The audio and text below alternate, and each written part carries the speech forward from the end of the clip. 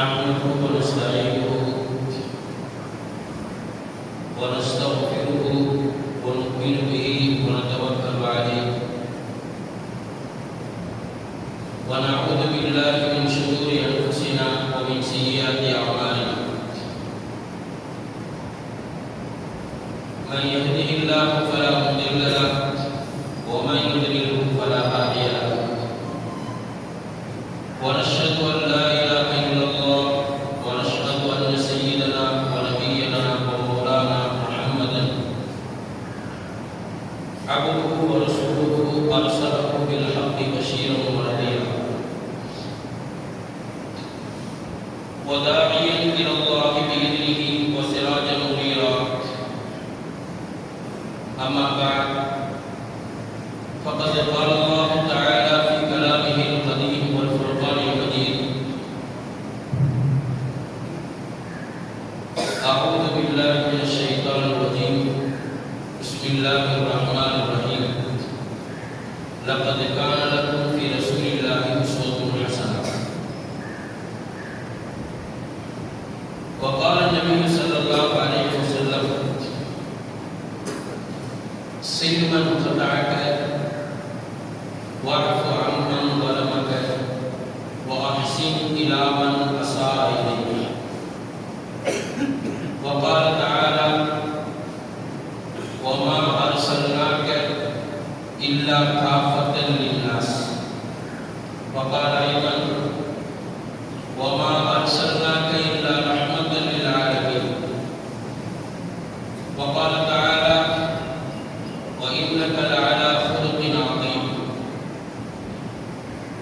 وقال النبي صلى الله عليه وسلم لا يدخل الجنة قاطع الرحم أو كما قال النبي صلى الله عليه وسلم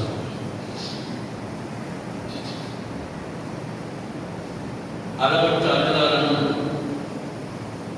நிகழ்ச்சி அன்புடையுமாகிய அல்லாஹ்வின் திருப்பெயரை கொண்டு ஆரம்பம் செய்கின்றேன். எல்லா புகழும் எல்லா புகழ்ச்சியும் ஏக இறைவனாகிய அல்லாஹ்வுக்கே உரித்தானது. சலாம் என்ற கருணையும் சலாம் என்ற சாந்தியும் இவ்வுலகத்தின் தூதர் தாஜிதாரே மதீனா ஆகாரே துஆலம் முஹம்மது நபி ஸல்லல்லாஹு அலைஹி வஸல்லம் அவர்களின் மீதும் அவர்களை பின்பற்றி வாழ்ந்த சஹாபாக்கள் தாபிஈன்கள் தபா தாபிஈன்கள் குறிப்பாக இந்த ஜும்மாவிற்காக இங்கே வருகை தந்திருக்கும் நம் அனைவர்களின் மீதும் அல்லாஹ்வுடைய அருளும் சாந்தியும் சமாதானமும் என்றென்றும் எப்போதும் உண்டாகட்டுமாக. ஆமீன் யா ரப்பல் ஆலமீன். கண்ணியத்திற்கும் மதிப்பிற்கும் உரிய அல்லாஹ்வின் நல்லடியார்களே, நான் என்னுடைய குத்பா பிரசங்கத்தை துவங்குவதற்கு முன்பாக இறையச்சத்தை கொண்டு தக்வாவை கொண்டு என்னையும் உங்களையும் நம் அனைவர்களையும் நான் வலியுறுத்தி கேட்டுக்கொள்கிறேன்.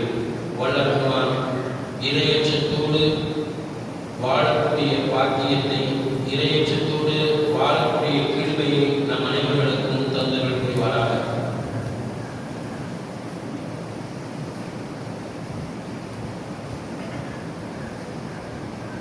கண்ணியத்திற்கும் மதிப்பிற்கும் உரிய அல்லாஹ்வின் நல்லடியார்களே, உலகில் பரிபூர்ணமான ஒரு மனிதன் வாழ்ந்து மறைந்திருக்கிறார் என்று சொன்னார்கள். அது நபிகள் பெருமானார் ஸல்லல்லாஹு அலைஹி வஸல்லம் அவர்கள் மட்டும்தான். ஏனென்றால் திருக்குர்ஆன் நபிகள் பெருமானார் ஸல்லல்லாஹு அலைஹி வஸல்லம் அவர்களை நேரடியாக குறிப்பிட்டு சொல்லும்போது இன்னக லஅலா ஹுலுகின் அதீம், நிச்சயமாக நபியை நீங்கள் மகத்தான நற்குணத்தின் மீது இருக்கிறீர்கள் என்று திருக்குர்ஆன் அவர்களை பார்த்து சொல்கிறது. திருக்குர்ஆனுடைய மற்றொரு இடத்திலே ஒமா அர்சல்னாக இல்லா காஃபத்தல் லின்னாஸ் பஷீரன் வ நதீரா, நபியே முழு உலக மக்களுக்கும் காஃபத்தன் லின்னாஸ் உங்களை சுப செய்தி சொல்பவராகவும் அச்சமூட்டி எச்சரிக்கை செய்பவராகவும் நாம் அனுப்பியிருக்கிறோம் என்பதாக திருக்குர்ஆன் சொல்கிறது. திருக்குர்ஆனுடைய மற்றொரு இடத்திலே வமா அர்சல்னாக இல்லா ரஹ்மத்தன் லில் ஆலமீன், நபியே உலகத்தார்களுக்கு உங்களை நாம் ஒரு அருட்கொடையாக அனுப்பியிருக்கிறோம் என்பதாக குர்ஆன் குறிப்பிடுகிறது. குர்ஆனுடைய மற்றொரு இடத்திலே இறைவன் குறிப்பிடும் போது கத் ஜாஅக்கும் புர்ஹானும் மிர் ரப்பிக்கும், நிச்சயமாக உங்களிடத்திலே உங்கள் ரப்பிடமிருந்து உங்கள் இரட்சகரிடமிருந்து தெளிவான அத்தாட்சி ஒன்று உங்களிடத்திலே வந்திருக்கிறது என்று குர்ஆன் குறிப்பிடுகிறது. இந்த இடத்திலே புர்ஹான் என்பதற்கு முஃபஸ்ஸிரீன்கள் நபி அவர்களைத்தான் குறிப்பிடுகிறார்கள். கண்ணியத்திற்கும் மதிப்பிற்கும் உரிய அல்லாஹ்வின் நல்லடியார்களே, எனக்கு கொடுக்கப்பட்டிருக்கக்கூடிய தலைப்பு நபிகளார் வாழ்வியல். நபிகளாருடைய வாழ்க்கை தான் உலகில் ஆக சிறந்த வாழ்க்கை. ஒரு மனிதன் நபி அவர்களுடைய வாழ்க்கையை தவிர்த்து, நபி அவர்களுடைய முன்மாதிரியை தவிர்த்து வேறு ஒருவருடைய முன்மாதிரியை தன் முன்மாதிரியாக ஆக்கிக் கொள்கிறார் என்று சொன்னால் நிச்சயமாக அது நரகத்தின் பக்கம் சேர்த்துவிடக்கூடிய வழிகேடாகும். குர்ஆன் அதை குறிப்பிடும்போது وَمَنْ يُشَاقِقِ الرَّسُولَ مِنْ بَعْدِ مَا تَبَيَّنَ لَهُ الْهُدَى وَمَنْ يُشَاقِقِ الرَّسُولَ مِنْ بَعْدِ مَا تَبَيَّنَ لَهُ الْهُدَى, குர்ஆன் குறிப்பிடுகிறது, ஒருவன் நபிகள் பெருமானார் ஸல்லல்லாஹு அலைஹி வஸல்லம் அவர்களுடைய வாழ்க்கைக்கு முரணான ஒரு வாழ்க்கையை தேர்ந்தெடுக்கிறார் என்று சொன்னார். குர்ஆன் குறிப்பிடுகிறது, நுவல்லிஹி மா தவல்லா வ நுஸ்லிஹி ஜஹன்னம், அவன் எதை தேர்ந்தெடுக்கிறானோ அதன் பக்கமே நாம் அவனை திருப்பி விடுகிறோம். வ நுஸ்லிஹி ஜஹன்னம், நரகத்தின் பக்கம் அவனை நாம் நுழைய செய்து விடுவோம். வஸா மஸீரா, அது தரிப்பிடத்தில் ஆக மோசமானது என்பதாக திருக்குர்ஆன் குறிப்பிடுகிறது. கண்ணியத்திற்குரியவர்களே, நபிகள் பெருமானார் ஸல்லல்லாஹு அலைஹி வஸல்லம் அவர்களுடைய வாழ்க்கை, நபி அவர்களுடைய இந்த வாழ்க்கை, நபி அவர்களை குர்ஆன் சொல்லும்போது லகத் கான லக்கும் ஃபீ ரசூலில்லாஹி உஸ்வத்துன் ஹஸனா, நிச்சயமாக உங்களுக்கு நபி அவர்களுடைய வாழ்க்கையில் அழகிய முன்மாதிரி இருக்கிறது என்பதாக குர்ஆன் குறிப்பிடுகிறது. இந்த அழகிய வாழ்க்கை முன்மாதிரி என்பது நபி அவர்களுடைய நபித்துவத்திற்கு முன்பிலிருந்தே முன்மாதிரி தானா, அல்லது நபி அவர்களுக்கு நபித்துவம் கொடுக்கப்பட்டதற்கு பிறகு உள்ளதா என்று ஆய்வு செய்கிறார்கள். ரசூலுல்லாஹி ஸல்லல்லாஹு அலைஹி வஸல்லம் அவர்கள் 63 ஆண்டு காலங்கள் உலகிலே வாழ்ந்தார்கள். 63 ஆண்டு காலத்தில் நபி அவர்கள் 40ஆம் வயதில் நபித்துவம் கொடுக்கப்பட்டார்கள். ஏறத்தாழ நபித்துவம் கொடுக்கப்பட்டதற்கு பிறகு நபிகள் பெருமானார் ஸல்லல்லாஹு அலைஹி வஸல்லம் அவர்கள் 23 ஆண்டு காலங்கள் இந்த உலகிலே வாழ்ந்தார்கள். கேள்வி என்னன்னு சொன்னா, நபி நாயகம் ஸல்லல்லாஹு அலைஹி வஸல்லம் அவர்களுடைய வாழ்க்கை வழிமுறை என்பது நாயகத்தினுடைய ஆரம்ப பிறப்பிலிருந்து எடுத்துக் கொள்வதா, அல்லது நபி அவர்களுக்கு நபித்துவம் கொடுக்கப்பட்டதற்கு பிறகு எடுத்துக் கொள்வதா என்று நாம் ஆய்வு செய்து பார்த்தால், ஆய்வாளர்கள், குர்ஆனுக்கு விளக்கம் சொல்லக்கூடியவர்கள், ஹதீஸிற்கு விளக்கம் சொல்லக்கூடியவர்கள் சொல்கிறார்கள், நபி அவர்களுடைய வாழ்க்கை முழுவதும் கபுல நுபுவா பஅத நுபுவா, நபி அவர்களுக்கு நபித்துவம் கொடுக்கப்படுவதற்கு முன்பாகவும் நபி அவர்களுக்கு நபித்துவம் கொடுக்கப்பட்டதற்கு பிறகு உள்ள முழு வாழ்க்கையும் தான் மனித சமுதாயத்திற்கு, மனித குலத்திற்கு ஒரு அழகிய முன்மாதிரியாக இருக்கிறது. கண்ணியத்திற்கும் மதிப்பிற்கும் உரிய அல்லாஹ்வின் நல்லடியார்களே,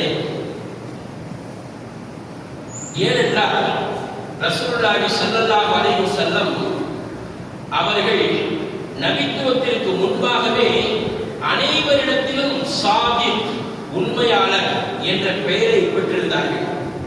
நபிகள் பெருமானார் ஸல்லல்லாஹு அலைஹி வஸல்லம் அவர்கள் நபித்துவத்திற்கு முன்பாகவே அமீன் என்ற பெயரை பெற்றிருந்தார்கள். ரசூலுல்லாஹ்வுக்கு வஹி இறங்குது, இக்ரா பிஸ்மி ரப்பிக்கல் லதீ ஹலக். குகையிலிருந்து வராங்க, பயந்து போயிருக்காங்க, நடுங்கிக்கிட்டு இருக்கிறாங்க. ஹதீஜா நாயகி அவங்கள்ட்ட சொன்ன வார்த்தை என்ன தெரியுமா? இன்னக லதஸிலுர் ரஹீம. ஏன் நீங்க பயப்படுறீங்க? சொந்த பந்தத்தை நீங்க சேர்த்து வைக்கிறீங்க, இல்லாதவர்களுக்கு உதவுகிறீர்கள், விருந்தாளிகளை கண்ணியப்படுத்துகிறீர்கள், ஏழைகளுக்கு உதவி செய்கிறீர்கள், வழிபோக்கர்களுக்கு வழிகாட்டுகிறீர்கள், ஏன் நீங்க பயப்படணும் அப்படின்னு சொல்லிதான் பர்காவின் நோக்கத்தை கூட்டு போறாங்க. ஆய்வாளர்கள் எழுதுகிறார்கள், நபி அவர்களுடைய நபித்துவத்திற்கு முன்னால் உள்ள வாழ்க்கைதான் நபி அவர்களுடைய நபித்துவத்தினுடைய பின்னால் உள்ள வாழ்க்கைக்கு முஅஜிஸாவாக அமைந்தது. சாதாரணமான ஒரு மனுஷன் தாண்டோடித்தனமாக எப்படியோ இருந்துவிட்டு தன்னை நபி என்று சொன்னால் யாரும் ஏற்றுக்கொள்ள மாட்டார்கள். நபி அவர்கள் பிறந்ததிலிருந்து நபி அவர்கள் இறக்கும் வரை அவர்களுடைய முழு வாழ்க்கையும் தான் நமக்கு முன்மாதிரி. இது முக்கியமான விஷயம் என்னன்னு சொன்னா, ஒரு மனிதன் நபிகள் பெருமானார் ஸல்லல்லாஹு அலைஹி வஸல்லம் அவருடைய வாழ்க்கை சிறந்ததில்லை என்ற கொள்கையை கொண்டு இன்னொருத்தவனுடைய வாழ்க்கையை தன்னுடைய வாழ்க்கையின் முன்மாதிரியாக ஆக்கிக் கொண்டால் அவன் இஸ்லாத்தை விட்டே வெளியேறிவிட்டான் என்பதாக எழுதுகிறார். அவன் என்னங்க, இஸ்லாத்தை விட்டே அவன் வெளியேறி விடுகிறான் என்பதாக எழுதுகிறார். கண்ணியத்திற்கும் மதிப்பிற்கும் ஒரு அல்லாஹ்வின் நல்லடியார்களே, இந்த சப்ஜெக்ட் வரும். ரசூலுல்லாஹி ஸல்லல்லாஹு அலைஹி வஸல்லம் அவர்களுடைய வாழ்க்கையை மூணா பிரிக்கிறார். தூங்கினாங்கன்னா பக்கத்துல தூங்குங்க, ஏன்னா குத்துபாவும் போது கண்டிப்பா தூங்க வரும். சைத்தான் வந்து நல்ல விஷயத்தான் காது வழியா போக விட மாட்டான். நீங்க தூங்குனீங்கன்னா ஒரு காது கேட்காது. ரசூலுல்லாஹ்வுடைய வாழ்க்கையை மூணா பிரிக்கிறார். ஒன்று வந்து நபிகள் பெருமானார் ஸல்லல்லாஹு அலைஹி வஸல்லம் அவர்கள் இறைவனுடைய சன்னிதானத்திற்கு முன்னால் அவர்களுடைய ஒழுக்கங்கள்.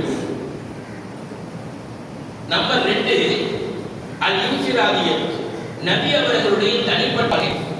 நம்பர் 3 அல் முஆஷரத் மன்னாஸ், மக்களோடு நபி அவர்கள் நடந்து கொண்ட முறை. 3 விதமான வாழ்க்கை. ஒன்று அல்லாஹ்வுடைய சன்னிதானத்தில் நபி அவர்களுடைய ஒழுக்கம். நம்பர் 2 நபி அவர்களுடைய தனிப்பட்ட வாழ்க்கை. நம்பர் 3 நபி அவர்கள் மக்களோடு நடந்து கொண்டதும் மக்களுக்கு முன்மாதிரியாக ஆக்கியவைகள். ஆரம்பத்தில் ஃபர்ஸ்ட் எடுத்து நபி அவர்கள் இறைவனுடைய சன்னிதானத்தில் அவர்களுடைய ஒழுக்கம். நல்லா கவனிங்க, நபி அவர்கள் சொன்னார்கள், குர்ரத்து ஐனி ஃபிஸ் ஸலாத், தொழுகையில் தான் என் கண் குளிர்ச்சி இருக்கிறது. தொழுகையில தான் கண் குளிர்ச்சி இருக்கிறது. இப்ப தொழுகை பலகீனமா இருக்குன்னு வைங்களேன், இஸ்லாத்துல மற்ற எல்லா பாகமும் உங்கள்கிட்ட பலகீனமா இருக்குன்னு அர்த்தம். தொழுகை பலகீனமா இருந்தா மற்ற எல்லாமே பலகீனமா இருக்குன்னு அர்த்தம். நபி அவர்கள் தொழுகையினுடைய நேரம் வந்து விட்டால், தொழுகையினுடைய நேரம் வந்து விட்டால் தன்னை முழுமையாக இறைவனுடைய சன்னிதானத்தில் சமர்ப்பித்து விடுவார்கள். ரசூலுல்லாஹ் வந்து அல்லாஹ்வுடைய சன்னிதானத்தில் அவர்களுடைய வழிமுறை, தொழுகை நேரம் வந்துருச்சுன்னு அல்லாஹ் அக்பர் அல்லாஹ் அக்பர் என்ற பாங்கோசை கேட்டுவிட்டால் நபி அவர்கள் தன்னைத்தானே அல்லாஹ்வுடைய சன்னிதானத்தில் முழுமையாக சமர்ப்பித்து விடுவார்கள். முழுமையான எப்படி? ரசூலுல்லாஹ்வுடைய மனைவிமார்கள் சொல்கிறார்கள், நபி அவர்கள் எங்களோடு உரையாடி கொண்டிருப்பார்கள், எங்களோடு பேசிக் கொண்டிருப்பார்கள். தொழுகையினுடைய நேரம் வந்து விட்டால் எங்களை யார் என்றே தெரியாது, எங்களை யார் என்றே தெரியாது, தெரியாதவர்களை போன்று நழுவி சென்று விடுவார்கள். ஹதீஸ்ல வருது, நபி அவர்கள் அல்லாஹ் அக்பர் என்று தக்பீர் கட்டிவிட்டால் அவர்களுடைய நிறம் மாறிவிடுவார். நம்ம தொழுகை இருக்கு, ரசூலுல்லாஹ் தொழுகையினுடைய நேரம் வந்து விட்டால் தன் வீட்டாரை கூட அந்நியர்களாக நினைத்து விடுவார்கள். தக்பீர் கட்டிவிட்டால் ஹதீஸ்ல வருது நபி அவர்களுடைய நிறம் மாறி விடுவான். அப்படி அல்லாஹ்வுடைய இறையச்சத்தோடு தொழுதிருக்கிறார்கள். ஹதீஸ்ல வருது நபி அவர்கள் தொழுகையில் சஜிதாவில் இருக்கும் போது ஏதோ ஒரு வெள்ளை துணி பூமியில் கிடைப்பது, ஒரு துணி ஒன்று கீழே கிடந்தா இருக்கும், துவண்டு போய் ஸ்லிப்பா இருக்கிறது வேற, துவண்டு போயிருக்கும்ல. ஏதோ பள்ளிவாசல்ல மஸ்ஜித் நபவியில சஹாபாக்கள் சொல்கிறார்கள், ஏதோ ஒரு ஆடை ஒன்று பூமியில் விழுந்து கிடக்கிறது என்று நாங்கள் நெருங்கி வந்து பார்ப்போம். அங்கே நபி அவர்கள் தன் சிரசை, தன் தலையை இறைவனுடைய சன்னிதானத்தில் வைத்து அல்லாஹ்வை வணங்கிக் கொண்டிருப்பார்கள், சுஜூத் செய்து கொண்டிருப்பார்கள் என்பதாக வருகிறது. கண்ணியத்திற்கும் மதிப்பிற்கும் அல்லாஹ்வின் நல்லடியார்களே, இதுதான் நபி அவர்களுடைய இறைவனுடைய சன்னிதானத்தில் நடந்து கொண்ட முறை. மௌத்தாகக்கூடிய நேரத்தில் கூட அஸ்ஸலா அஸ்ஸலா வமா மலக்கத் ஐமானுக்கும், தொழுகையை பேணி பாதுகாருங்கள், தொழுகையை பேணி பாதுகாருங்கள். உங்களுக்கு கீழ் நீங்கள் முதலாளிகளாக இருந்தால், நீங்கள் தலைவராக இருந்தால் உங்களுக்கு கீழ் உள்ளவர்களுடைய உரிமையை பாதுகாத்துக் கொள்ளுங்கள் என்பதாக நபிகள் பெருமானார் ஸல்லல்லாஹு அலைஹி வஸல்லம் அவர்கள் கூறிய அந்த வார்த்தை தான் கடைசி வார்த்தை. 23 ஆண்டு காலங்கள் மார்க்க பணியை, தாவா பணியை, இறை கட்டளைகளை, இறை சொற்களை, இறை கருத்துக்களை மக்களிடத்தில் பரப்பிக் கொண்டிருந்த ஒரு நபிநாதர் தன்னுடைய மரணத்தினுடைய கடைசி வார்த்தை அஸ்ஸலா அஸ்ஸலா வமா மலக்கத் ஐமானுக்கும் என்று சொல்லியிருக்கிறார்கள் என்று சொன்னால், அவர்கள் எவ்வளவுக்கு எவ்வளவு இறைவனுடைய ஹக்கை, இஸ்லாத்தினுடைய கடமையை இறைவனுக்கு நன்றி சொல்பவர்களாக இருந்திருப்பார்கள் என்பது அவர்களுடைய வாழ்க்கையினுடைய தத்ரூபம். நம்பர் 2, ஆயிஷா நாயகி சொன்னாங்க, ரசூலுல்லாஹி ஸல்லல்லாஹு அலைஹி வஸல்லம் அவர்கள் இரவுல படுத்தாங்கன்னா தலையில மிஸ்வாக்கு குச்சியும் ஒரு கோப்பையில தண்ணி இருக்குமா. மிஸ்வாக்கு குச்சியும் ஒரு கோப்பையில தண்ணி இருக்குமா. நபி அவர்கள் எப்ப எந்திரிக்கிறாங்க, எப்ப மிஸ்வாக் செய்யறாங்க, எப்ப wudu செய்யறாங்க யாருக்குமே தெரியாது. தஹஜ்ஜுக்கு எழுந்திருந்தால் எந்த சப்தமும் இல்லாமல், சின்ன அசைவு கூட இல்லாமல், தன்னால் தன் மனைவிக்கு தூக்கம் கெட்டுவிடக் கூடாது என்பதற்காக எந்த சப்தமும் இருக்காது. நபி அவர்கள் நான் கண்விழித்து பார்த்தால் நின்று கொண்டே இருப்பார்கள். தொழுகையில் கேட்பேன், அல்லாஹ்வுடைய தூதரே, பாவங்கள் மன்னிக்கப்பட்ட நீங்கள் கண்விழித்தால் அல்லாஹ்வுடைய சன்னிதானத்தில் நின்று உங்கள் கால்கள் வீங்குகிறது, அஃபலா அகூன அப்தன் ஷுக்கூரா, நான் அல்லாஹ்வுக்கு நன்றி உள்ள அடியாராக இருக்க வேண்டாமா? நபிகளுடைய தனிப்பட்ட வாழ்க்கை, தனிப்பட்ட வணக்கத்துல யாரையும் எழுப்பியதாக ஹதீஸ்ல கிடையாது. நபி மிஸ்ல இருந்து ஃபதஹஜ்ஜத் பிஹி நாஃபிலத்தல் லக், ஃபதஹஜ்ஜத் பிஹி நாஃபிலத்தல் லக், நபியே நீங்கள் அதிகபட்சமாக தஹஜ்ஜுதை நீங்கள் கடைபிடித்து வாருங்கள் அப்படின்னு அல்லாஹ் ஜல்லஷானஹு வ தஆலா நபி அவர்களுக்கு ஒருமையில் கட்டளையிடுகிறார். அப்படின்னா நமக்கு கடமையில அர்த்தம் இல்லை. நபி அவர்களை பின்பற்றி வாழ்பவர்கள் தான் நாம். அதை பின்பற்றும் போது நபி அவர்களோடு ஒன்றிணைந்து விடுகிறோம். இது நபி அவர்களுடைய தனிப்பட்ட வாழ்க்கை. நேரம் கிடையாது, சுருக்கமா முடிச்சது. 3வது தான் நபிகள் பெருமானார் ஸல்லல்லாஹு அலைஹி வஸல்லம் அவர்களுடைய அல் முஆஷராத் மஅன் நாஸ், மக்களோடு அவர்கள் நடந்து கொண்டு ரசூலுல்லாஹ்வுடைய பேச்சு, யார்கிட்ட பேசினாலும் ரொம்ப நளினமாக பேசுவார்கள். அவர்களுடைய பேச்சில ஒரு புன்முறுவல் இருக்குமா, ஒரு சிரித்தபடி பேசுவார்களா. வெடிச்சிருப்போடு நபி அவர்கள் பேசியதில்லை, புன்சரிப்போடு பேசுவார்களா. ஹதீஸ்ல வந்துங்க, அல்லாஹ் தஆலா பல கோடி மக்களை இந்த பூமியில் படைத்திருக்கிறார். அதுல யாருடைய பேச்சின் தொனியை சொர்க்கவாசிகளுடைய பேச்சின் தொனியாக்கி இருக்கிறார் என்று சொன்னால் ரசூலுல்லாஹி ஸல்லல்லாஹு அலைஹி வஸல்லம் அவர்களுடைய பேச்சின் தொனி இருக்குல்ல. சில பேர் பேசும்போதே என்னடா இவன் வேண்டா மாதிரியே பேசுறான், என்னடா இவன் கடுப்பா பேசுறான், இவன் வெறுப்பா பேசுறான், இவன் நெருப்பா பேசுறான் அப்படின்னு நமக்கு தெரியும். அந்த துணி, நபி அவர்களுடைய துணி எவ்வளவு அழகிய துணி என்று சொன்னால், அந்த துணியை அல்லாஹ் தஆலா சொர்க்கவாசிகளுடைய துணியாக தேர்ந்தெடுத்திருக்கிறார். ஜாமிஉல் கலாம், ஊதீது அவ்வலி ஊதீது இல்மல் அவ்வலி வல் ஆகிரி வ ஊதீது ஜவாமிஅல் கலீம் என்பதாக நபிகள் பெருமானார் ஸல்லல்லாஹு அலைஹி வஸல்லம் அவர்கள் சொல்லியிருக்கிறார்கள். அப்ப ரசூலுல்லாஹ்வுடைய பேச்சு துணி என்பது சொர்க்கவாசிகளுடைய துணி என்பதாக ஹதீஸில் எழுதப்பட்டது. இரண்டாவது, நபி அவர்கள் பேச்சில பரிகாசம் இருந்தது. அவங்க நபிதான், இறுதி தூதர் தான். பரிகாசம் நாம படிக்கிறோம்ல, அந்த பரிகாசம் நபி அவர்களுடைய சுன்னத்து. ஒரு வித்தியாசம், பரிகாசத்தில் கூட நபி அவர்கள் பொய் பேசியதில்லை, இல்லாததை சொன்னதில்லை அப்படின்னு ஹதீஸ்ல வருது. ஒரு கிழவி ஒன்று வந்த ரசூலுல்லாஹ்வுடைய சபைக்கு, இந்த தூங்குற எழுப்பு ரசூலுல்லாஹ்வுடைய சபைக்கு ஒரு கிழவி வந்தார். அல்லாஹ்வுடைய தூதரே, நான் சொர்க்கம் போலாமான்னு கேட்டாங்க. நபி அவர்கள் சொன்னார்கள், கிழவிதான் சொர்க்கம் போக முடியாது. அழுவாங்க. ஐயோ, நான் போக மாட்டானா, கிளவிலாம் உள்ள போகிறாரா? இல்லம்மா, நீங்க கிளவியா போக மாட்டீங்க, குமரியா போவீங்க. எப்படி வார்த்தை மசாக பரிகாசம். ஒரு மனிதர் நபி அவர்களிடத்தில் வருகிறார். வரும்போது யாதல் முதலை இரு காலுடையவரே அப்படின்னு கூப்பிடும்போது எல்லாரும் சிரிச்சாங்க. என்ன சொல்றாங்க?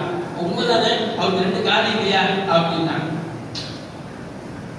நம்ம கூட பரிகாசமா சொல்ற, காலால நடந்து போகுது, கண்ணால பாரு அப்படின்னா எல்லாரும் நம்ம ஒரு மாதிரியா பார்ப்பாங்க, வித்தியாசமா பேசுறாரு. நபிகள் பெருமானார் ஸல்லல்லாஹு அலைஹி வஸல்லம் அவர்கள் சிலரிடத்தில் பல நேரங்களில் பரிகாசமாக நடந்து கொண்டிருக்கிறார்கள். அபூ ஹுரைராவுடைய பேரே வேற, அபூ ஹுரைரா என்று நபி அவர்கள் அபா ஹுரைரா என்று கூப்பிட்டதனால் தன் பேரையே அபூ ஹுரைரா என்று மாற்றிக் கொண்டார். நீங்க பேசுறப்ப பரிகாசம் உங்களுடைய பேச்சில் இருக்கிறது என்று சொன்னால், அதுவும் நபிகள் பெருமானார் ஸல்லல்லாஹு அலைஹி வஸல்லம் அவர்களுடைய முக்கியமான வழிமுறை. குர்ஆன்ல வருது, வலவ் குன்த ஃபல்லன் கதீரன் லன் ஃபல்லு மின் ஹவ்லிக்.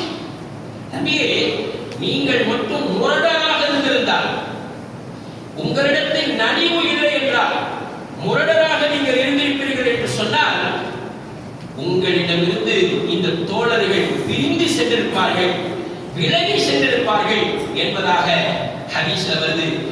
இன்னொரு ஹதீஸ்ல வருது, ஹஜ்ரத் அனஸ் ரலியல்லாஹு தஆலா அவர்கள் 10 ஆண்டுகள் நாயகத்திடம் பணிவிடை செய்திருக்கிறார்கள். சீ, போ, வா என்று நான் மனம் நோகும்படி ஒரு வார்த்தையை கூட பேசியதில்லை என்பதாக ஹஜ்ரத் அனஸ் ரலியல்லாஹு தஆலா அவர்கள் குறிப்பிடுகிறார்கள். அதே மாதிரி ரசூலுல்லாஹ்வுடைய வாழ்க்கையில எந்த சப்ஜெக்ட் எடுத்தாலும் செஞ்சான். சாப்பாட்டுல உட்கார்ந்தாங்கன்னா சூப்பரா வச்சிருப்பாங்க, வலது கையில சாப்பிடுவாங்க, பிஸ்மில்லா சொல்லுவாங்க. தன் சாப்பாடு எங்க இருக்கோ தன் புறத்திலிருந்து அப்படியே போவாங்க. சாப்பாடு தட்டுல போய் நடுவில் பொத்து கையை போட்டோம்னா பொதன் ஆயிடும் அந்த தட்டு. பார்க்கிறவனுக்கு அறிவு இருப்பாரு. சில பேர் சாப்பாடு தட்டுல சாப்பிடும்போது பார்க்கறதுக்கு அழகா இருக்கும். சில பேர் தட்டுல சாப்பிடும்போது போட்டு பணன்னு நடுவில் போட்டு குழப்பி பார்க்கறதுக்கே நமக்கு, அவர் கூட சாதாரண உட்கார்றதுக்கே நமக்கு அறிவு இருப்பாரு. நபி அவர்கள் சாப்பாட்டுல கூட ரசூலுல்லாஹி ஸல்லல்லாஹு அலைஹி வஸல்லம் அவர்கள் தன் புறத்திலிருந்து மெல்ல மெல்ல மெல்ல சாப்பிடுவார்கள். எது இருக்கிறதோ அதை சாப்பிட்டுக் கொள்வார்கள். மஹாப ரசூலுல்லாஹி ஸல்லல்லாஹு அலைஹி வஸல்லம் தஆமல் கத்து, முக்கியமான சப்ஜெக்ட். நபி அவர்கள் தன் வாழ்நாள் முழுவதும் எந்த சாப்பாட்டையும் குறை சொல்வதில்லை. ரசூலுல்லாஹ்வுடைய வாழ்க்கை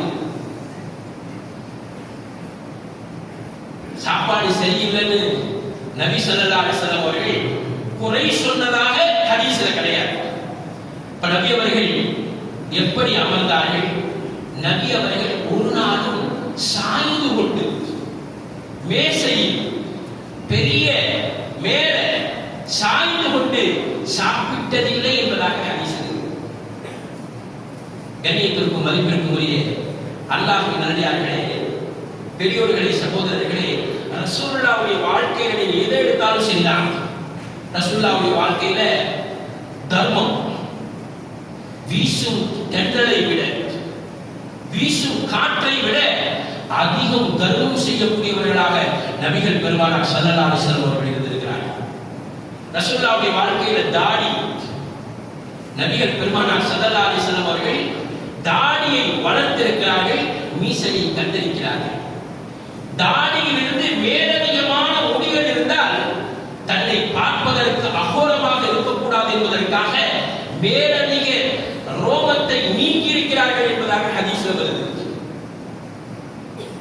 தாடியை கூட ஒரு மனிதன் அல்லாஹ்வுடைய ரசூலுடைய சுன்னத்து, அல்லாஹ்வுடைய நபியினுடைய சுன்னத்து என்பதாக ஒருவன் வளர்க்கிறான் என்று சொன்னால் நிச்சயமாக அந்த மனிதன், அந்த தாடி அவனை சொர்க்கத்திற்கு கொண்டு சேர்த்து விடுகிறது. தாடி என்ன செய்யுங்க? சொர்க்கத்திற்கு அவனை கொண்டு சேர்த்து விடுகிறது. ரசூலுல்லாஹ்வுடைய சபைக்கு ஒரு மனிதர் வருகிறார். ரசூலுல்லாஹ் அவரை பார்த்து சிரிக்கிறாங்க. அவருக்கு ஒரே ஒரு ரோமம் இருந்துச்சு. அசிங்கமா இருக்கோ, வேற மாதிரி இருக்கோ அப்படின்னு சொல்லி வீட்டுக்கு போயிட்டு அதை எடுத்துட்டு வராரு. ரசூலுல்லாஹ் சொன்னாங்க, என்ன உங்கள்கிட்ட ஒரு முடி இருந்துச்சு காணுங்க. யார சொல்லலாம், நீங்க சிரிச்சீங்க, அசிங்கமா இருக்குமோன்னு நான் நீக்கிட்டேன். இல்ல, அதுல ஹூருல் ஈன், சொர்க்கத்தினுடைய கண்ணி தொங்கிக் கொண்டிருப்பதை, ஊஞ்சல் விளையாடிக் கொண்டிருப்பதை பார்த்து நான் புன்சிரித்தேன், புன்முறுத்தேன், சிரித்தேன். அதை ஏன் நீங்கள் நீக்கிறீர்கள் என்று சொன்னார். நபி அவர்களுடைய நடை, ரோட்ல போனாங்கன்னா மேற்கேந்து கீழே வர்ற மாதிரி தன் தலையை பணிந்து நடப்பார்களாம். அந்நிய பெண்களுடைய பார்வையில் அந்நிய பெண்களின் மீது தன் பார்வை பட்டுவிடக் கூடாது என்பதாக நடப்பார்கள் என்பதாக ஹதீஸ்ல வருது. ரசூலுல்லாஹி ஸல்லல்லாஹு அலைஹி வஸல்லம் அவர்கள் உலகத்தார்களுக்கே நபியாக இருந்தாலும் தன் வீட்டின் வேலைகளை தானே செய்வார்களாம். செருப்பு தைக்கிறது, தன் ஆடையில் டேமேஜ் வந்தால், தன் ஆடை கிழிந்திருந்தால் அந்த ஆடையை தைத்துக் கொள்வார்களாம். ஹதீஸ்ல வருது, நபி அவர்களும் சஹாபாக்களும் ஒரு பயணத்திலே ஒரு சமையலுக்காக ஒவ்வொருவரும் ஒரு பொறுப்பை எடுத்துக் கொள்ளும் போது நபி அவர்கள் சொன்னார்கள், நான் குச்சி பொறுக்கி வந்து சமைப்பதை எடுத்துக் கொள்கிறேன் என்று சொன்னார்கள். அப்போது சஹாபாக்கள் கேட்டார்கள், யா ரசூலல்லாஹ், நீங்கள் இருலகத்தினுடைய தூதர், ரசூல், நபி, நீங்க எப்படி குச்சி பொறுக்கிறது? நானும் உங்களை கொண்டு இன்னமா பசர் உடித்திருக்கும், நானும் உங்களை கொண்டு சாதாரண மனிதன் தான் என்று சொன்னார்கள். கண்ணியத்திற்கும் மதிப்பிற்கும் உரியவர்களே, நபி அவர்களுடைய வாழ்க்கையினுடைய முக்கியமான அங்கம் தான் பணிவு. பணிவு, தவாது. ஹதீஸ்ல வருதுங்க, நபிகள் நாயகம் ஒட்டகத்தில் சவாரி செய்திருக்கிறார்கள், குதிரைகள் சவாரி செய்திருக்கிறார்கள், கோவேரி கழுதையில் சவாரி செய்திருக்கிறார்கள், கழுதையில் சவாரி செய்திருக்கிறார்கள். டைம் பார்க்காதீங்க, நான் இந்தியாவிலிருந்து வந்திருக்கிறேன், 10 நிமிஷம். நபிகள் பெருமானார் ஸல்லல்லாஹு அலைஹி வஸல்லம் அவர்கள் இப்படி பயணம் செய்யும் போது ஒரு தனி மனிதன் பயணம் செய்தால் ஒரு கம்பீரம் இருக்கும். அப்ப என்ன செய்வாங்கன்னா, தனக்கு பின்னால் தன் அடிமையை ஏற்றிக் கொள்வார்களா. நபிக்கு பின்னால் நபியினுடைய அடிமை, சாதாரண ஒரு சஹாபியை ஏற்றிக் கொள்வார்களா. அப்ப என்ன செய்யணும், பார்ப்பவருக்கு அங்கே ஒரு கம்பீர அரசர் வருவதை போன்று தெரியாது. ஆஹா, இவ்வளவு பெரிய நபி தன் குதிரையில், தன் ஒட்டகத்தில், தனக்கு பின்னால் சாதாரண ஒரு மனிதனை சமமாக பற்றி செல்கிறாரே என்ற எண்ணத்தான். ரசூலுல்லாஹ் சொன்னாங்க, உங்களுக்கு பெருமை என்பது உங்க உள்ளத்திலிருந்து அகலணும் அப்படின்னு சொன்னா, உங்களை விட அந்தஸ்தில் தாழ்ந்தவர்களுக்கு சலாம் சொல்லுங்க. ரசூலுல்லாஹ்வுடைய முக்கியமான வழிமுறை. உங்களை விட அந்தஸ்தில தாழ்ந்தவர், நீங்க பெரிய முதலாளி, கடை முதலாளி, உங்கள்கிட்ட ஒருத்தர் மூட்டை தூக்குறாரு, கடையை கழுவுறாரு, கடையை கூட்டுறாரு, நீங்க வீட்டுல இருந்து உள்ள வரீங்க, நம்மள்கிட்ட வேலை பார்க்கலாம் தானே அப்படின்னு புசுக்கு உள்ள போக கூடாது. நீங்க முந்திக்கிட்டு அஸ்ஸலாமு அலைக்கும், மனசு இடம் கொடுக்காது. அஸ்ஸலாமு அலைக்கும் அப்படின்னு நீங்க சொன்னீங்கன்னா அங்க அந்த பெருமை என்பது உங்கள் உள்ளத்திலிருந்து வேரோடு நீக்கப்படுகிறது. ஹதீஸ்ல வருதுங்க, 2 மனிதர்கள் அல்லாஹ்வுடைய ஜாமீன்ல இருந்தாங்க. ஒன்னு பள்ளிவாசல்ல உள்ள இருக்கிறவரும், பள்ளிவாசல்ல நீ வீட்டுக்கு போகும்போது வீட்டுல சலாம் சொல்லிக் கொண்டு உள்ளே செல்வோம். அதே நிலைமையில மூத்தானா சொர்க்கத்துக்கு அல்லாஹ் கொடுத்து கொடுக்கிறார். யாருக்குங்க? பள்ளிவாசலில் இருப்பவருக்கும் பள்ளிவாசலில் இருந்து வீட்டுக்கு செல்லும் போது வீட்டிலே சலாம் சொல்லிக் கொண்டு உள்ளே செல்பவர் அல்லாஹ்வுடைய பொறுப்பில் இருந்து கொண்டிருக்கிறார் என்பதாக நபிகள் பெருமானார் ஸல்லல்லாஹு அலைஹி வஸல்லம் அவர்கள் சொல்லியிருக்கிறார்கள். ரசூலுல்லாஹி ஸல்லல்லாஹு அலைஹி வஸல்லம் ஒரு நாள் ஒரு பஜார்ல கேளுங்க, ஜாஹிர் என்ற ஒரு நபி தோழர் நின்று கொண்டிருக்கிறார், கிராமத்து வாசி. ரசூலுல்லாஹ்வை சந்திச்சிட்டு போய் பஜார்ல நிற்கிறார் மதீனாவுல. பின்னாலே வந்த ரசூலுல்லாஹி ஸல்லல்லாஹு அலைஹி வஸல்லம் அவர்கள் அவருடைய 2 கண்ணையும் பொத்துறாங்க. மையஸ்தரில் அபுத, இந்த அடிமையை யார் வாங்கி கண்ணை பொத்துறவன்னு அவருக்கு திக்குமுக்காக. நாம நம்ம ஃப்ரெண்ட பண்றது இல்லையா, நண்பரை கண்ணாமூச்சி விளையாட்டு, அந்த மாதிரி அவருடைய கண்களை பொத்துகிறார்கள். கண்களை பொத்தும் போது அவருக்கு யாரும் தடுமாறார். ரசூலுல்லாஹ் மையஸ்தரில் அபுத, இந்த அடிமையை யார் வாங்கிக் கொள்கிறார் அப்படின்னு கூச்சலின் போது அவருக்கு தெரிஞ்சிருச்சு, நம்ம கண்ணை பொத்துனவங்க ரசூலுல்லாஹ் தான் அப்படின்னு தன்னுடைய நெஞ்சை கொண்டு போய் நபி அவர்களுடைய முதுகோடு சேர்க்கிறார், நெஞ்சோடு சேர்க்கிறார், நபி அவர்களுடைய நெஞ்சோடு சேர்க்கிறார். ஆஹா, நம்மளை பொத்துனவங்க ரசூலுல்லாஹே, அவங்களுக்கு நம்மளை விலகக்கூடாதுன்னு சொல்லி அப்படி நபி அவர்களுடைய நெஞ்சோடு தன் உடலை சேர்க்கும் போது முழு பஜாரும் பார்க்குது. என்னடா இது, பெரிய தோழர், பெரிய தூதர், பெரிய நபி, அல்லாஹ்வுடைய ரசூல், ஒரு சாதாரண ஒரு விவசாயி, ஒரு கிராமத்துக்காரர் அவரோடு விளையாடி கொண்டிருக்கிறாரே. அதுதான் நபி அவர்களுடைய வாழ்க்கையில். நபி அவர்களுடைய சபைக்கு பணக்காரர்கள் வந்தாலும், அனாதைகள் வந்தாலும், ஏழைகள் வந்தாலும் நபி அவர்களுடைய பார்வை அனைவரின் மீதும் சமமாகவே இருந்தது. குர்ஆன் கூட சொல்லுது, வஸ்பிர் நஃப்ஸக மஅல்லதீன யதுஊன ரப்பஹும் பில் கதாத்தி வல் அஷி. காலையும் மாலையும் அல்லாஹ்வை வணங்கிக் கொண்டிருக்கக்கூடிய, அல்லாஹ்வை அழைத்துக் கொண்டிருக்கக்கூடிய, அல்லாஹ்விடத்திலே கையேந்திக் கொண்டிருக்கக்கூடிய சாதாரண ஏழை சஹாபாக்களுடன் நபியை நீங்கள் சேர்ந்திருப்பீராக, அவர்களோடு ஒத்துழைப்பு தருவீராக, உங்களை அவர்களோடு வஸ்பிர் நஃப்ஸக, அவர்களோடு உங்களை நீங்கள் ஐக்கியப்படுத்திக் கொள்வீராக. அல்லாஹ்வுடைய கட்டளை. கண்ணு தெரியாத சஹாபிய அப்புறமா வாங்கினேன் அப்படிங்கும் போது அபஸ வதவல்லா அன்ஜாஹு அல்அமா வமா யுத்ரீக லஅல்லஹு யஸக்கா, கடுவெடுத்துக் கொண்டார், தன் முகத்தை திருப்பிக் கொண்டார் என்று நபி அவர்களுக்கு எச்சரிக்கை செய்து வசனம் வருகிறது.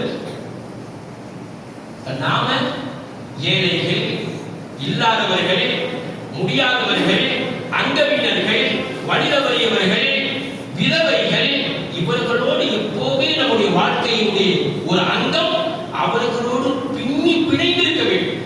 அதுதான் நபி அவர்களுடைய வாழ்க்கை. கண்ணியத்திற்கும் மதிப்பிற்கும் அல்லாஹ்வின் நல்லடியார்களே, முக்கியமான விஷயத்தை கூறுகிறேன். நபி அவர்கள் கோபமாக இருந்தாலும் சரிதான், கவலையாக இருந்தாலும் சரிதான், தன் வாழ்க்கையில் அவர்கள் நடுநிலையை மாறிவிட்டது. ரசூலுல்லாஹ்வுடைய சபைக்கு ஹம்ஸா ரலியல்லாஹு தஆலா அவர்களை கொலை செய்த அந்த வஹ்ஷி வரார். வரும்போது நபி அவர்களுடைய முகம் அப்படியே சிவக்குது. ஆஹா, நம்முடைய சிறிய தந்தை ஹம்சாவை கொலை செய்தவன் அல்லவா, அப்படியே ஆத்திரம் பொங்கிவிட்டு இருக்கு. அவர் ரசூலுல்லாஹ்வுடைய சபைக்கு வந்து அஷ்ஹது அல்லா இலாஹ இல்லல்லாஹ் வ அஷ்ஹது அன்ன முஹம்மதன் அப்துஹு வ ரசூலுஹு சொல்லும்போது நபி அவர்கள் அந்த நேரத்தில் அந்த கோபம் அப்படியே தணிஞ்சு சொல்றாங்க, நீங்க தான் என் சிறிய தந்தை ஹம்சாவை கொலை செய்தீர்கள் அல்லவா. அப்படியே சொன்னாங்க, என் சபைக்கு வாருங்கள், என் முகத்திற்கு நேராக வாருங்கள், இங்கே ஓரமாக மனசு எனக்கு இன்னும் வலித்துக் கொண்டிருக்கிறது. கோபத்தில் அந்த நேரத்தில் ரிஜெக்ட் பண்ணிருக்கிறார். ஆனால் அதே ஹம்சாவை கொலை செய்த அந்த வஹ்ஷி அபூபக்கருடைய காலத்திலே அபூபக்கர் ரலியல்லாஹு தஆலா அவர்கள் சொன்னார்கள், முஸைலமத்துல் கத்தாப் தன்னை நபி என்று அழைத்துக் கொண்டிருப்பவரை யார் கொலை செய்வார் அப்படின்னு அறிவிப்பு செய்யும் போது அந்த வஹ்ஷி இருக்கிறார். நான் அதை செய்கிறேன். என் வாழ்க்கையில் நான் செய்த ஒரு கொலை இருக்கிறது, அதற்கு பகரத்தை நான் செய்ய வேண்டும். முஸைலத்துல் கத்தாவை கொலை செய்துவிட்டு அபூபக்கருடைய சபைக்கு வந்து சொன்னார்கள், கதல்து கைரன் நாஸ் வ கதல்து ஷர்ரன் நாஸ். மக்களில் சிறந்தவரையும் நான் கொலை செய்திருக்கிறேன், மக்களில் ஆக கேடு கெட்டவனையும் நான் கொலை செய்திருக்கிறேன். கண்ணியத்திற்கும் மதிப்பிற்கும் ஒரு அல்லாஹ்வின் நல்லடியார்களே, நபிகள் நாயகம் ஸல்லல்லாஹு அலைஹி வஸல்லம் அவருடைய வாழ்க்கையில மௌத்தாகின்ற வரை யாராவது யாரையாவது பத்தி குறை சொன்னா கேட்க மாட்டாங்க. சொல்லுவாங்களா, நான் அல்லாஹ்வுடைய சன்னிதானத்திற்கு சென்று அடையும் வரை யாரை பற்றியுள்ள குறையோ யாரை பற்றியுள்ள மனம் போகுதலோ என் உள்ளத்தில் இருக்கக்கூடாது. ரசூலுல்லாஹ்வுடைய சபையில ஒரு நாள் நல்லா கேளுங்க. ரசூலுல்லாஹ் சொன்னாங்க, இப்ப கொஞ்ச நேரத்துல ஒரு சஹாபி வர போகிறார், அவர் சொர்க்கவாசி. எல்லாரும் எதிர்பார்த்தாங்க யார வரப்போறாங்க. ஒருத்தர் ஒழு செஞ்சுட்டு தாடிய தண்ணி ஒழு உட்கார்ந்தாரு. எல்லாருக்கும் மனசு, இவர் என்ன சொர்க்கவாசியா, சாதாரண ஆள் தானே. மறுநாள் சபை நடக்குது. சபையில சொன்னாங்க, இன்னும் சிறிது நேரத்தில் ஒரு சொர்க்கவாசி வரப்போகிறார். பார்த்தா அதே ஆளு தாடியில தண்ணி சொட்டு உள்ள வர. நேற்று வந்த ஆளே இன்னைக்கு வரான்னு சஹாபாக்கள் ஒரே குழப்பம். ஒரு அபூபக்கரை காட்டல, ஒரு உமரை காட்டல, ஒரு உஸ்மானை காட்டல, ஒரு அலியை காட்டல, ஒரு அப்துல் ரஹ்மான் இப்னு அவுஃபை காட்டல, ஒரு அபூ ஹுரைராவை காட்டல. மூணாவது நாளும் சொன்னார்கள், இன்னும் கொஞ்ச நேரத்தில் ஒரு மனிதர் வரப்போகிறார், அவர் சொர்க்கவாசி. பார்த்தா அதே ஆள். ஒரு சஹாபி என்ன செஞ்சாரு, அவர்கிட்ட போய், எனக்கு குடும்பத்தில் கொஞ்சம் பிரச்சனையா இருக்கு, உங்க வீட்டுல ஒரு 2 நாள் 3 நாள் தங்கலான்னு ஆசைப்படுறேன் அப்படின்னு அவர் சொன்னாரு, வந்து தங்குங்க. இவருக்கு என்ன யோசனை, அப்படி என்ன அமல் செய்கிறார், அப்படி என்ன அமல் இவரிடத்தில் இருக்கிறது. 3 நாளும் நபி அவர்கள் அவரை பற்றி சொல்லும் போது இவர் சொர்க்கவாசி, இவர் சொர்க்கவாசி, இவர் சொர்க்கவாசி என்று சொல்லியிருக்கிறார்களே. போய் நைட்டு படுக்கிறார். பார்த்தா அவர் கொட்டை விட்டு தூங்குறாரு, இவர் தஹஜ்ஜுக்கு தொழுகிறார். அவர் தஹஜ்ஜுக்கு கூட இந்த ஃபஜ்ருக்கு தான் போறார். 3 நாளும் பார்க்கிறாரு, நிறைய தொழுற மாதிரியும் தெரியல, நோன்பு வைக்கிற மாதிரியும் தெரியல, நிறைய அமல் செய்யற மாதிரியும் தெரியல.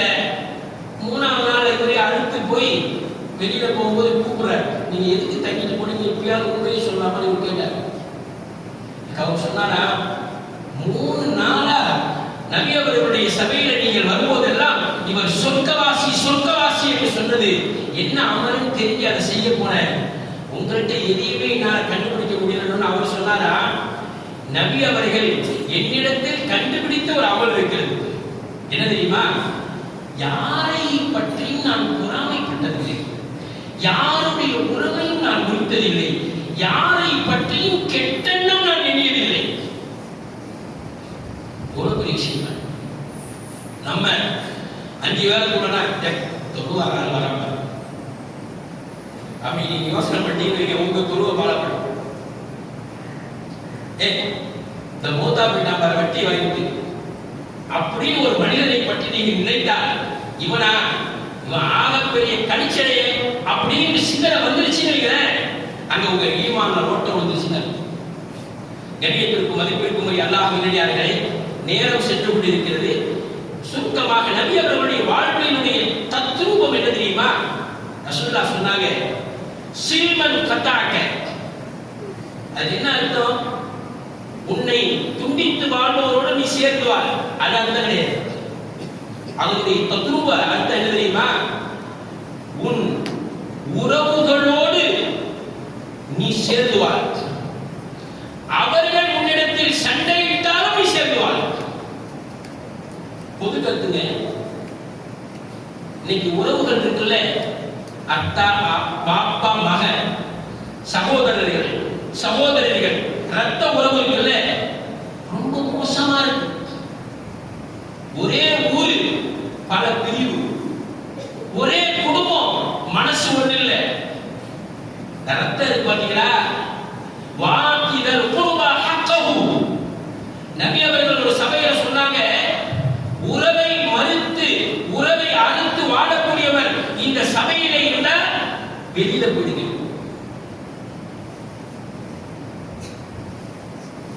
ஒரு சஹாபி இருந்துச்சு, வெளியில போயிட்டாரு. போயிட்டு கொஞ்ச நேரம் கழிச்சவங்க எல்லாரும் அவரையும் திரும்பி பார்த்தாங்க. சபை முடிஞ்சு கேட்டாங்களா, எதுக்கு வெளியில போறீங்க? நான் என்னுடைய தாயினுடைய சகோதரியோடு சில மனக்கசப்பு இருந்தது. நபி அவர்கள் சொன்னார்கள், உறவை முறித்து வாழ்பவருக்கு என் சபையிலே அனுமதி இல்லை என்று. அவர் சொத்தத்திலே கலந்து கொண்டு நான் சென்று உறவை சேர்ந்து வந்தேன்.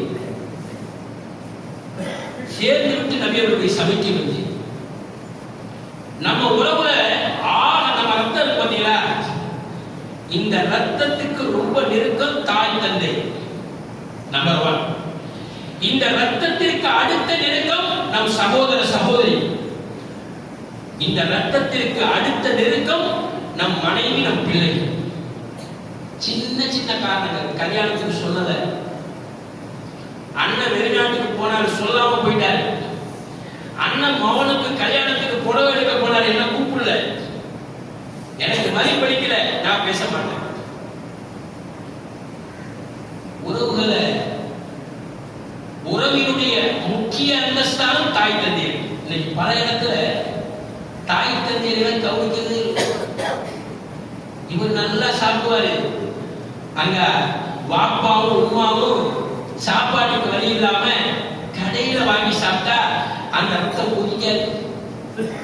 அதான் சொல்ற, தாய் தந்தையருடைய ரத்தம் கொதிக்குதுன்னா உங்க ரத்தம் எப்படி அமைதியாகும்?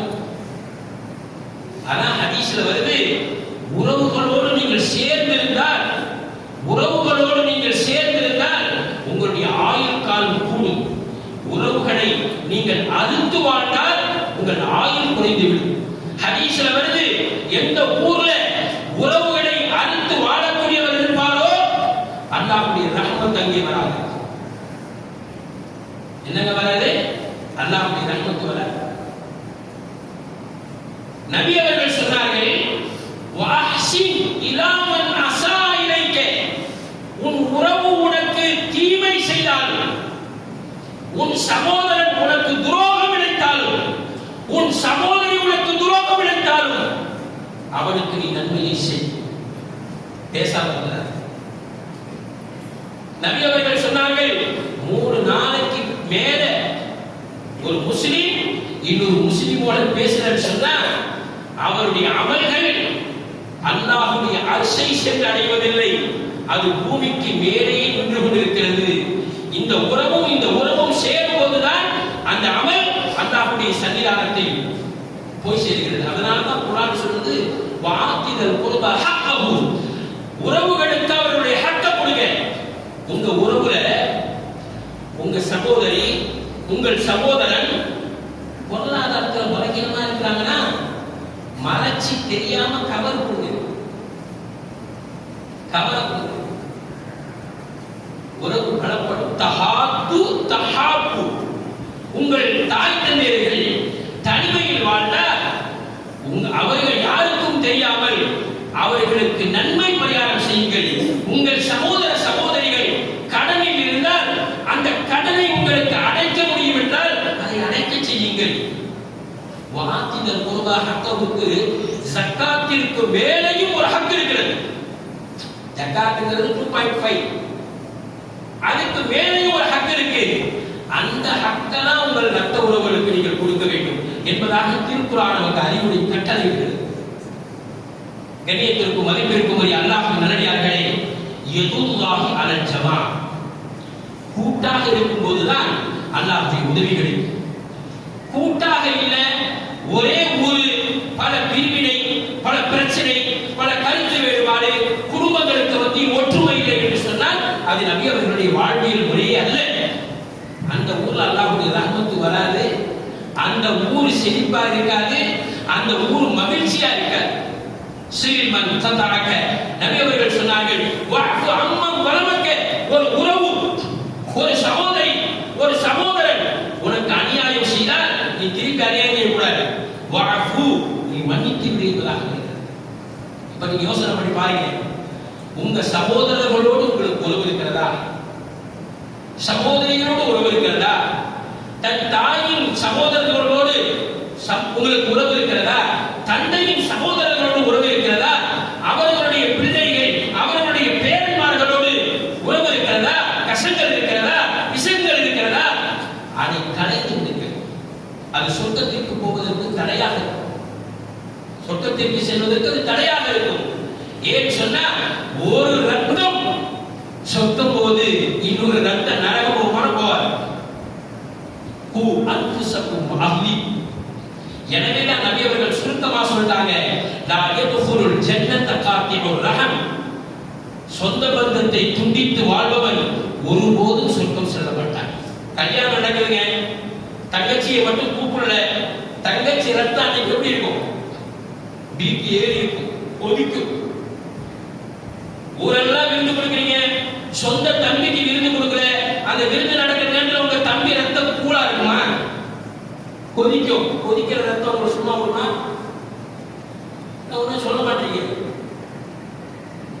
உறவுல ஒரு நற்செயல், ஒரு சுப காரியம், ஒரு சுப நிகழ்ச்சி நடக்குது, உங்க உறவுலையே தந்தையோடு உறவில்லை, அவர் கலந்து கொள்ளவில்லை, சகோதரனுடைய பிள்ளைகளோடு உறவில்லை, கலந்து கொள்ளவில்லை என்று சொன்னால் அவங்க ரத்தம் அன்னைக்கு கொதிக்கும். நீங்க நிகழ்ச்சி பண்ற அன்னைக்கு கொதிக்கிற ரத்தம் நம்மள கூட இருக்கிறது. கண்ணியத்திற்கும் மதிப்பிற்கும் அல்லாஹ்வின் அடியார்களே, நபி அவர்களுடைய வாழ்வியல் முறைதான். நபியர் பெருமானார் ஸல்லல்லாஹு அலைஹி வஸல்லம் அவர்கள் சொன்னார்கள், ஹியாருக்கும் ஹியாருக்கும் நிசாயிக்கும், உங்கள சிறந்தவன் தொழுகையாளின்னு சொல்லல, உங்கள சிறந்தவன் பெரிய நோபாளி என்று சொல்லவில்லை. நபி அவர்கள் சொன்னார்கள், உங்களில் சிறந்தவன் உங்கள் மனைவிமார்களிடத்தில் சிறந்தவன். பொண்டாட்டிட்ட பல பேர் பேசுறதே கிடையாது. இப்போ சனியோடு வந்து செல்போன், பெட்ரூமுக்கு போனா கூட அதை பார்த்து அப்படியே தூங்கிடலாம். பொண்டாட்டிட்ட பேசுவோம், பிள்ளைகிட்ட பேசுவோம், 4 விஷயத்தை பேசினாலும் மனசு வந்து ஒண்ணு சேரும். பொண்டாட்டியை மதிக்கல, பொண்டாட்டியை பொருட்படுத்தல, அவருக்கு மதிப்பு கொடுக்கலன்னு சொன்னா அவ என்ன நினைப்பா? ஏதோ ஒரு சடம் மாறி, ஏதோ ஒரு சடல மாறி அவர் உங்களோடு வாழ்ந்து கொண்டிருப்பார். அவருக்கு மனசுல நிம்மதி இருக்காது. நபி அவர்கள் சொன்னார்கள், வான ஹியாருக்கும் நிசாயி, நான் என் மனைவிமார்களிடத்தில் நன்னடத்தை உள்ளவன் நன்னடத்தையின் காரணமாக உங்களில் சிறந்தவன் என்பதாக நபிகள் பெருமானார் ஸல்லல்லாஹு அலைஹி வஸல்லம் அவர்கள் சொல்லியிருக்கிறார். ஆயிஷாவும் நபி அவர்களும் ரோட்ல போகும்போது நபி அவர்கள் வேகமா ஓடுறாங்க. 2 பேரும் ஒரு ஓட்டப்பந்தய மாதிரி வந்துருது. ஆயிஷாவை முந்த விட்டு சிரிக்கிறாங்க. அங்கனால சுகத்து இருக்கிறது.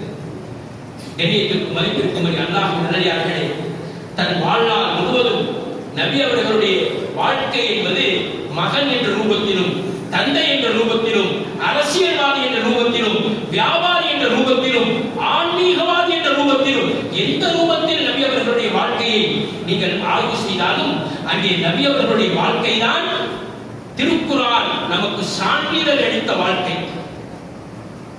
உஸ்வத்துல் ஹஸனா, லகத் ஜாஅக்கும் புர்ஹானும் மின் ரப்பிக்கும், அது ஒரு புர்ஹான், ஒரு அத்தாட்சி. வமா அர்ஸல்னாக இல்லா காஃபத்தல் லின்னாஸ், நபி அவர்களை இந்த உலகிற்கு ஒரு நற்குணத்தினுடைய வாழ்க்கையினுடைய ஒரு முன்மாதிரியாக அனுப்பியிருக்கிறார். ஆயிஷா சொன்னார்கள், குர்ஆன் நடந்து வாழ்க்கையினுடைய நடைமுறை குர்ஆன் பல்கலைக்கழகம் தான் நபிகள் பெருமானார் ஸல்லல்லாஹு அலைஹி வஸல்லம். குர்ஆனை எடுத்து நீங்க வாசிங்கன்னா அது எழுத்துக்கள், அதனுடைய வாழ்க்கை நடைமுறையை நீங்கள் பார்க்க வேண்டும் என்றால் அதுதான் நபிகள் பெருமானார் ஸல்லல்லாஹு அலைஹி வஸல்லம். வல்ல ரஹ்மான் நபி அவர்களுடைய வாழ்க்கையோடு ஒப்பான வாழ்க்கையை வாழ்வதற்கு நமக்கு கிருபை செய்வானாக. வாசம்